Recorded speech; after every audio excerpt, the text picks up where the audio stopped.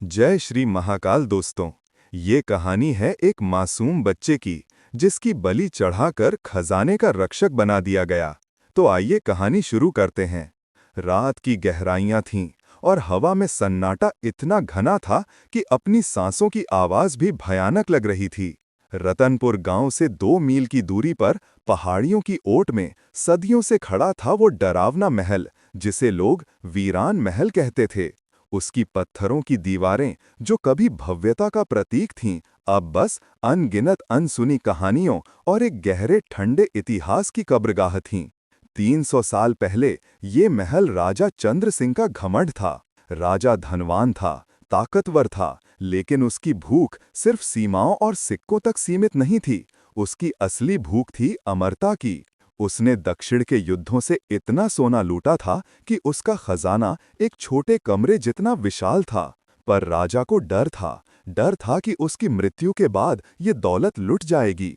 इसी डर ने उसे धर्म के नहीं बल्कि तंत्र मंत्र और काले जादू के अंधेरे रास्तों पर धकेल दिया। राजा ने गुप्त रूप से हिमालय की बर्फीली गुफाओं से एक अघोरी को बुलाया जिसका नाम था काल भैरवानंद।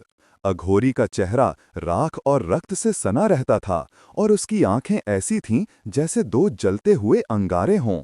अघोरी ने राजा को बताया कि खजाने को अमर और अभेद्य सुरक्षा देने के लिए उसे मृत बंधन करना होगा, और मृत बंधन सिर्फ एक ऐसी आत्मा से हो सकता है जो पूरी तरह से निर्दोष और पवित्र हो, एक 12 साल के मासूम बच्चे की आत्मा। गांव में रोहन नाम का एक लड़का था, दुबला पतला, लेकिन उसकी आंखों में इतनी रोशनी थी मानो सुबह का सूरज उसी की आंखों में उतर आया हो। रोहन की हंसी रतनपुर के सूखे धूल भरे जीवन में किसी मीठे संगीत की तरह थी। उसे कहानियों का बहुत शौक था, खासकर राजा रानियों की कहानियों का। यही उसका सबसे बड़ा कमजोरी बन गया। राजा के कपटी मंत्री प्रचंड ने रोहन को इस जाल में फंसाया।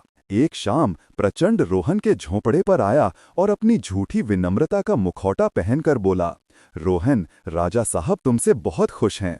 तुम्हें महल के गुप्त खंडों में ले जाना है, जहां एक ऐसी सोने की किताब है जिसमें दुनिया की सारी जादुई कहानियां लिखी हैं।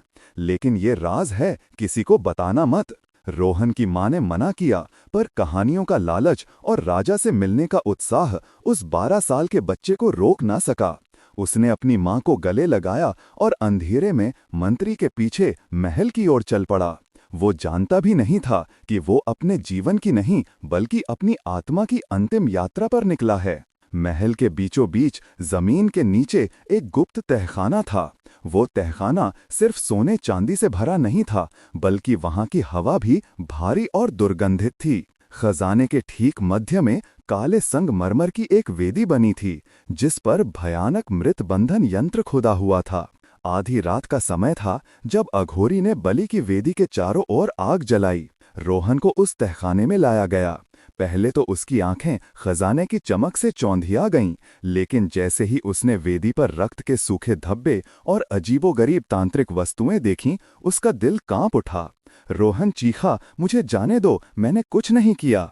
उसकी आवाज तहखाने की दीवारों से टकराकर वापस आई, लेकिन राजा विक्रमादित्य के चेहरे पर कोई दला नहीं थी। उसका चेहरा लालच से विकृत हो चुका था। अघोरी ने मंत्रों का जाप शुरू किया।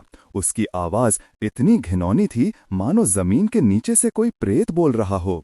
जब उन्होंने रोहन को जबरदस्ती वेदी पर लिटाया तो रोहन ने अपनी पूरी ताकत से संघर्ष किया। उसने राजा की ओर देखा। उसकी आंखों में छल और धोखे का वो आखिरी भाव था जिसे वो कभी भुला ना पाएगा। जैसे ही अघोरी ने धारदार खंजर उठाया और मंत्रों का जाप समाप्त हुआ, एक पल में रोहन का शरीर शांत हो गया। लेकिन ये अंत नहीं था। रोहन की आत्मा दर्द और धोखे से भरी हुई बलपूर्वक उस खजाने की जंजीरों से बांध दी गई। उस पल पूरे महल में एक ऐसी चीख गूंजी जो इंसानी नहीं थी, वो थी एक बंधी हुई आत्मा का विलाप। इस चीख से महल की छत का एक हिस्सा भरभरा कर गिर गया। रोहन की आत्मा खजाने की रक्षक नहीं बनी, वो राजा के वंश और उस खजाने पर मंडराने वाले हर लालची व्यक्ति के लिए एक अनंत अभिशाप बन गई। महल 300 साल तक वीरान रहा। गांव के लोगों ने कई बार खजाने के लालच में जाने की कोशिश की। वे रात को जाते थे और सुबह उनकी लाशें मुख्य दरवाजे पर मिलती थीं। शरीर पर चोट का कोई निशान नहीं, बस आंखें फटी हुई, चेहरे पर मौत से भी गहरा आतंक जमा हुआ। ये महल वीरान नहीं था, ये रोहन की रोती हुई क्रोधित आत्मा का कैदखाना था। और फिर इस अंधेरे इतिहास में एक नया अध्याय शुरू हुआ। मुंबई की तेज जिंदगी से दूर शर्मा परिवार रतनपुर आया। आलोक शर्मा राजा विक्रमादित्य का दूर का वंशज, कॉरपोरेट दुनिया का एक सफल व्यक्ति जो हर चीज को तर्क की कसौटी पर परखता था। उसके लिए ये महल एक ऐतिहासिक संपत्ति थी जिसे वो एक लग्जरी होटल में बदलना चाहता था। आलोक के साथ उसकी पत्नी माया थी। माया धार्मिक थी और बहुत संवेदनशील। महल के मुख्य द्वार पर कदम रखते ही उसे चारों ओर एक ठंडी भारी ऊर्जा महसूस हुई, मानो लाखों वर्षों का दुख वहां जमा हो। उसने आलोक से कहा, "ये जगह अच्छी नहीं है आलोक, यहाँ कुछ बहुत गलत हुआ है।" लेकिन आलोक हंस दिया, "बस थोड़ी पुरानी है माया, इसे विज्ञान से देखो, अंधविश्वास से नहीं।" उनकी 16 साल की बेटी थी सिया। सिया शांत, संकोची और एक बेहतरीन चित्रकार। महल की टूटी फूटी वास्तुकला ने उसे आकर्षित किया, लेकिन वहां की वीरान चुप्पी उसे बेचैन कर रही थी।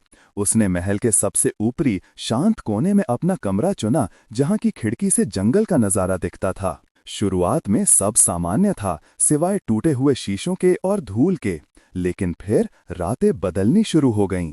पहली घटना सिया के साथ हुई। आधी रात को जब वो अपनी चित्रकला की किताब में कुछ बना रही थी, उसे अपने कमरे के बाहर गलियारे से एक बहुत धीमी टूटी हुई लयहीन आवाज सुनाई दी। आवाज ऐसी थी जैसे कोई बच्चा रोते रोते गुनगुना रहा हो।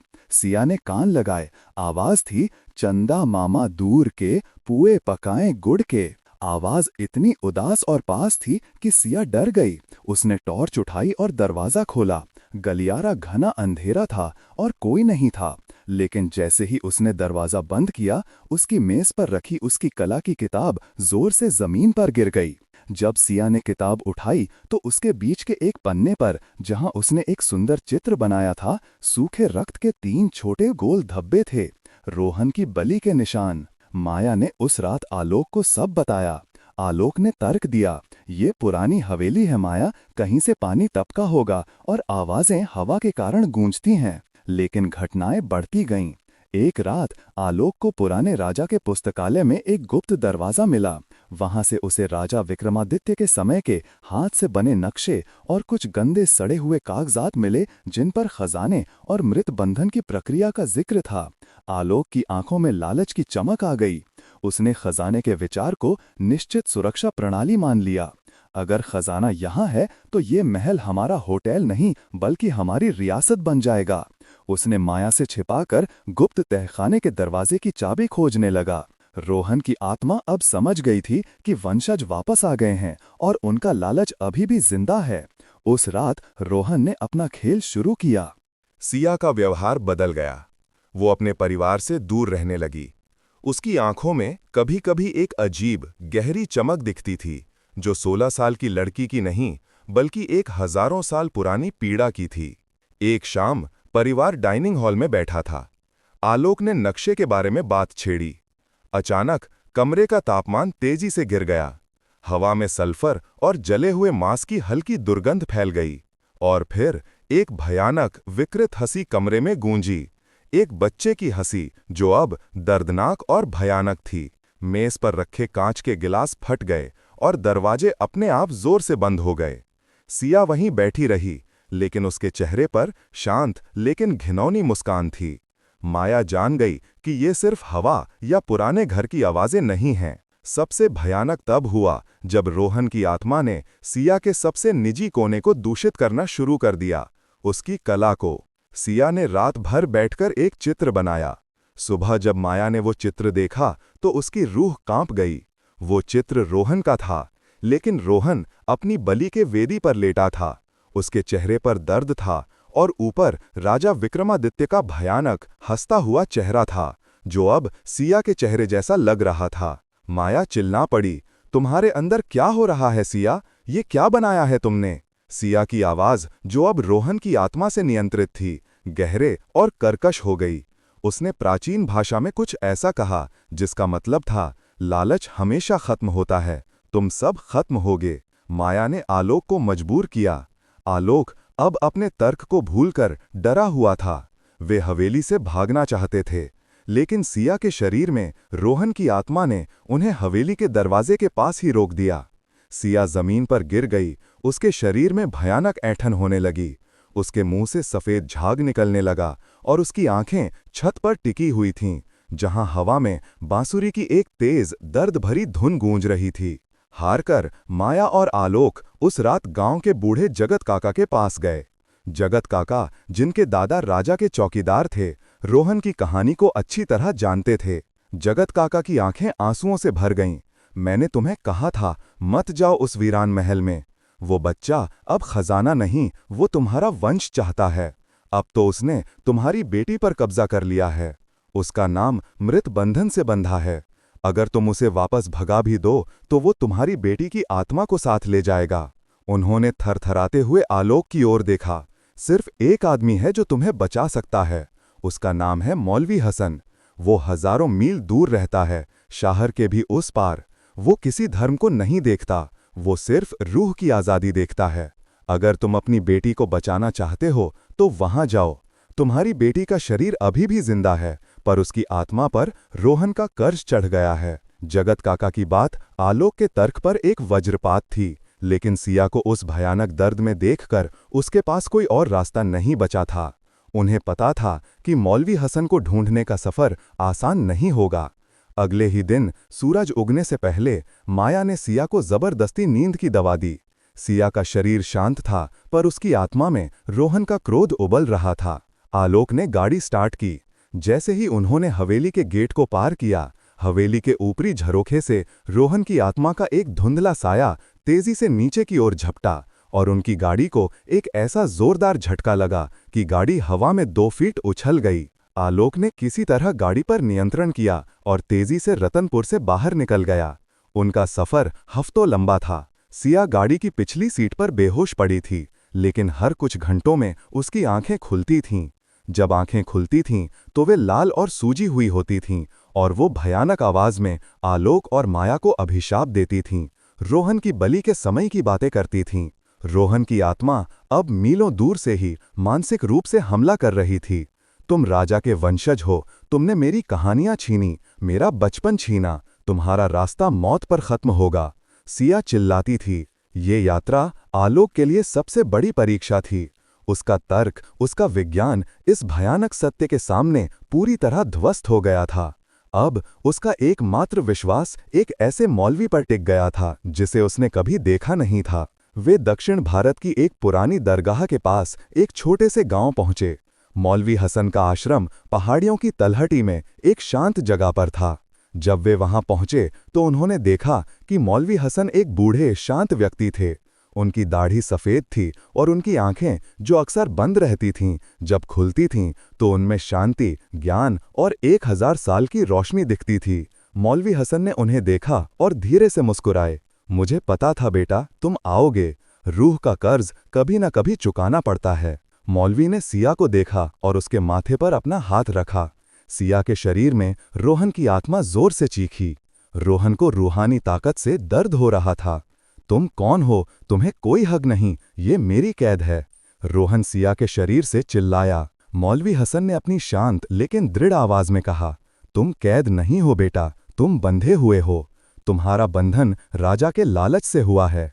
तुम्हारी रूह को आज़ादी चाहिए, ना कि बदला। मौलवी ने आलोक को बताया। राजा विक्रमादित्य ने रोहन को 4 कीलों यानी 4 नेल्स से बांधा है। पहला कील है धन का लालच, दूसरा धोखा, तीसरा अघोरी का काला मंत्र और चौथा है रोहन के दिल का असीम दर्द। इन चारों को तोड़ने के लिए हमें उस मृत बंधन यंत्र को तोड़ना होगा जो खजाने के तहखाने में है। मौलवी हसन जानते थे कि ये एक खतरनाक सफर होगा। उन्होंने कहा, मैं तुम्हारे साथ आऊंगा, ये मेरे इल्म का इम्तिहान है। हमें रोहन की आत्मा से लड़ना नहीं है, हमें उसे मुक्ति देनी है। 3 दिन बाद मौलवी हसन, आलोक, माया और अभी भी वश में सिया वापस उसी वीरान महल के सामने खड़े थे।